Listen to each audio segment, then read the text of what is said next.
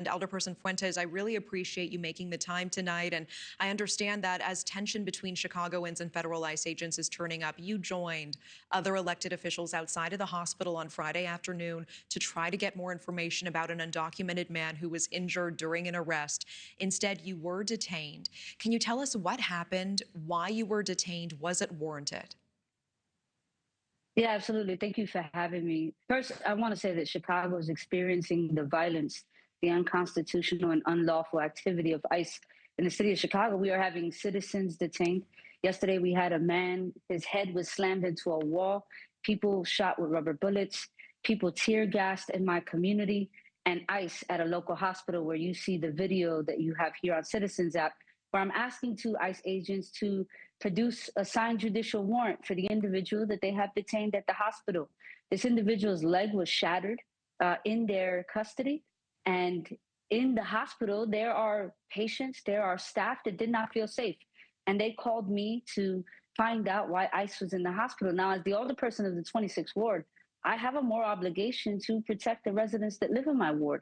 Asking for a signed constitutional judicial warrant is not a crime.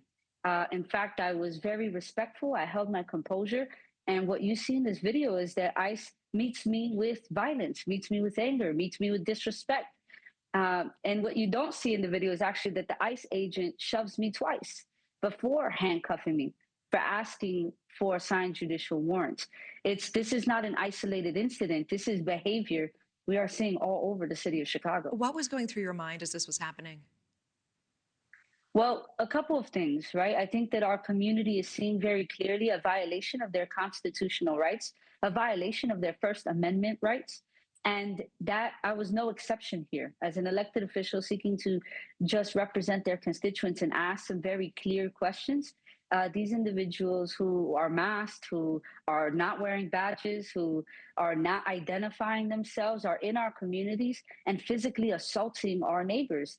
I was obviously calm, and I wanted to make sure that I kept my composure because we have rights, and I know my rights, and I exercised my rights, and it's why they had to put the handcuffs. They had to release the handcuffs from me. Tell me more about that. Tell me more about that. What don't we see in this video? What happened right after this detainment? How long were they able to hold you? And also, what did nursing and health staff say who witnessed this? Yeah, there was nursing and health staff all over inside of the emergency room and outside of the hospital. Right after this video, the individual who handcuffs me walks me out to where ambulances pull up to the hospital, calls backup, and a Border Patrol vehicle pulls up. Two Border Patrol individuals come out of the vehicle trying to understand the situation. And very clearly, I want to understand the crime that I committed. If you are going to handcuff me, if you are going to detain me, and take me into custody, you need to articulate exactly what law I broke. It was at that moment the Border Patrol ordered the ICE agent to take off the handcuffs, in which I was told if I ever re-entered the hospital that I'd be arrested. You know, Illinois Governor J.B. Pritzker has called this a manufactured performance from the administration.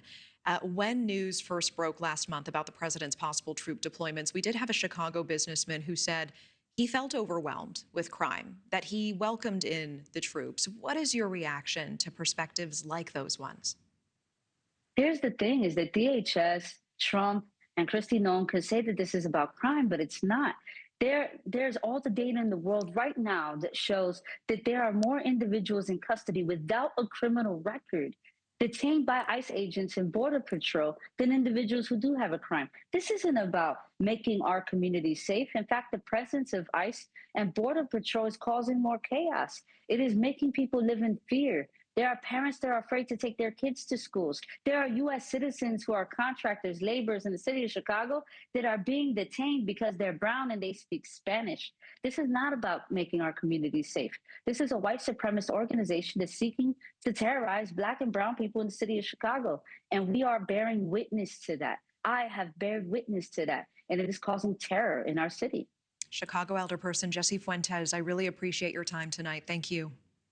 Thank you. Thank you for watching. Subscribe below and download our NewsNation app right now on your phone, and you will get fact-based, unbiased news for all Americans.